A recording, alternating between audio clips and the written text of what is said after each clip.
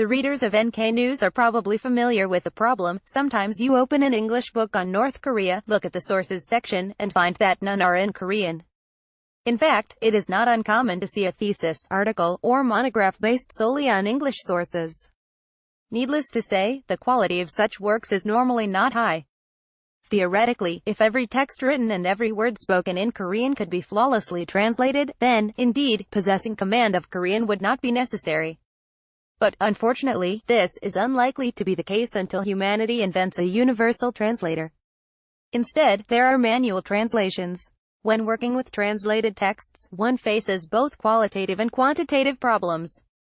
In other words, many things remain untranslated, and many available translations are quite flawed.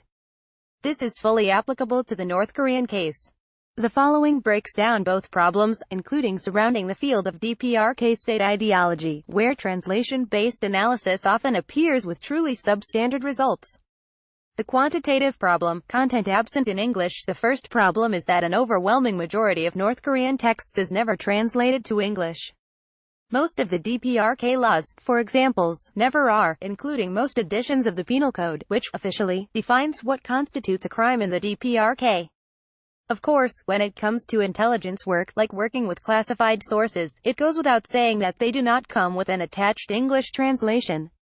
Middle school students learning English grammar. Photo. KCNA is for North Korean newspapers, while there is an English site for Rodong Sinmun. The quality of these translations is discussed below. Other newspapers do not. For example, Kyoyuk Sinmun, read by North Korean teachers, remains unavailable in English, as is Chosun Sinbo, an organ of the General Association of North Korean Residents in Japan, Chongrian, through which the DPRK sometimes conveys its semi-official message to the world. One of the major sources of knowledge for a North Korean would be encyclopedias, but these, too, lack translations. Neither the General Encyclopedia of the 1980s, nor the Big Korean Encyclopedia and Kwangmyong Encyclopedia for the 2000s, nor the Korean Central Yearbook, annually published in the DPRK, were ever translated into English. Economic statistics occasionally included in these are, naturally, also unavailable in English. North Koreans are supposed to read and learn from the collected works of Kim Il-sung and Kim Jong-il. The situation here is better, as the DPRK does translate these. However, only a few volumes of the 100-volume, complete collection of Kim Il-sung works have been translated into English, and translation of the complete collection of Kim Jong-il works has not even begun. The entirety of North Korean literature, which affects the worldview of most, if not all, North Koreans was, with the exception of a few novels, never translated into English. Of course, the same goes with all technical literature as well, and thus, if one would like to read the work of a nuclear physicist from the DPRK, one would have to learn Korean, too. Summarize, no quality political, historical, or cultural research on North Korea is possible if one does not read Korean, and economic and foreign policy research may end up being flawed without Korean language sources. The qualitative problem, mistranslations. The second problem has to do with the quality of translations. Likely the best research on this issue would be the columns of Martin Weiser 1, 2, where the German scholar provides numerous examples of incomplete and incorrect translations in official DPRK publications in foreign languages. Weiser's research can be further substantiated with additional examples. One of the most famous phrases coined by North Korea was calling President Trump a dotard.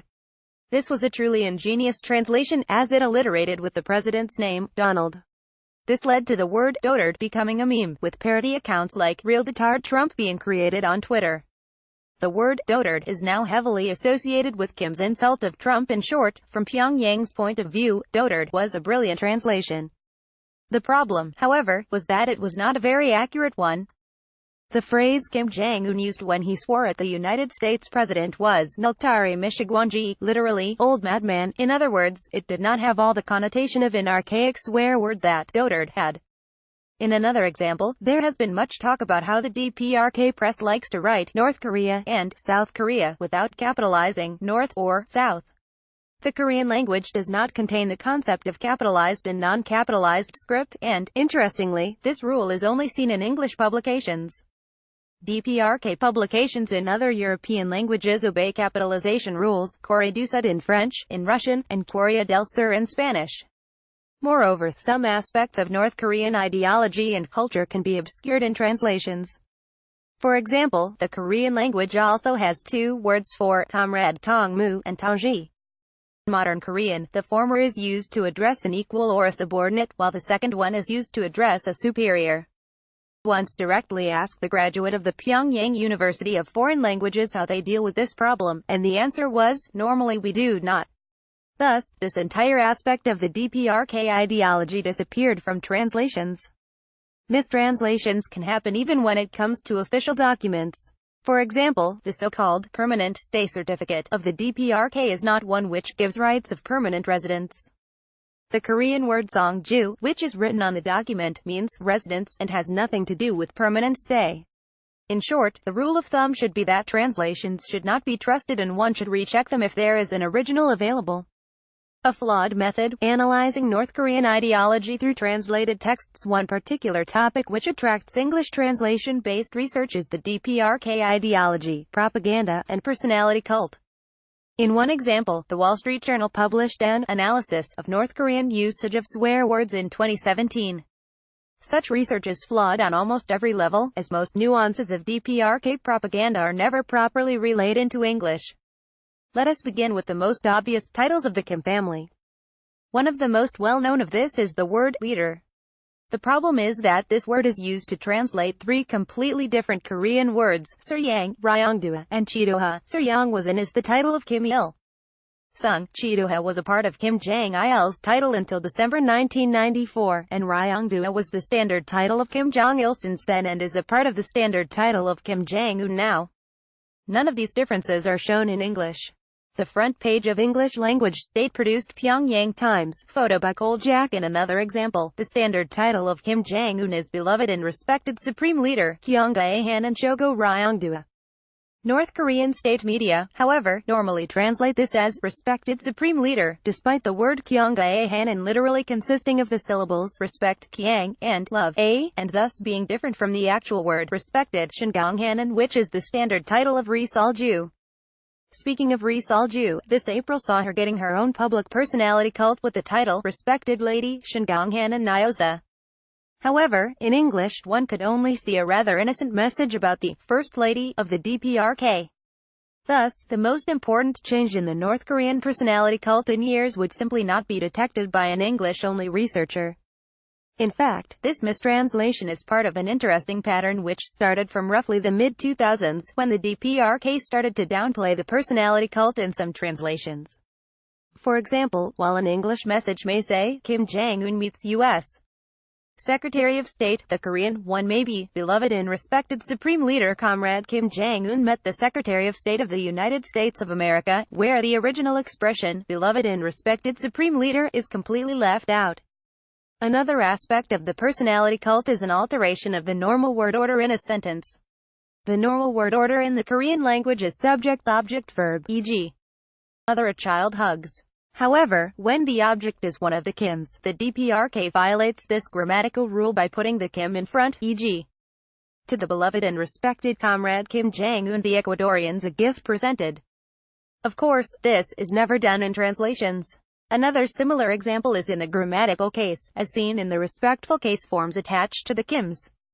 Common to flective, like Russian, and agglutinative, like Korean, languages, this grammatical aspect does not exist in English, and thus it would be impossible to properly convey in English.